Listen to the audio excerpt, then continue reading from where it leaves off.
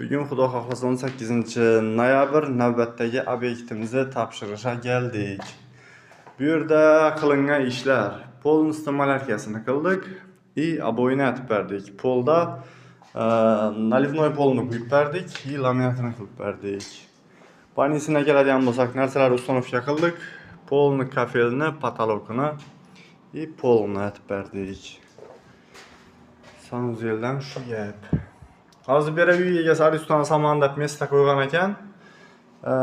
Shuni Ariston o'rnida kotyoldan foydalanishni tavsiya etdi. Ba'zi kotyoldan issiq suv olib beracakman. Ya'ni vanna, rakovina, posudamoyka uchun kotyolni o'zidan issiq suv beradi, xudo xohlasa.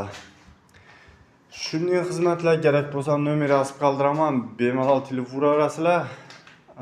İşimize baho berish sizlardan, xudo xohlasa.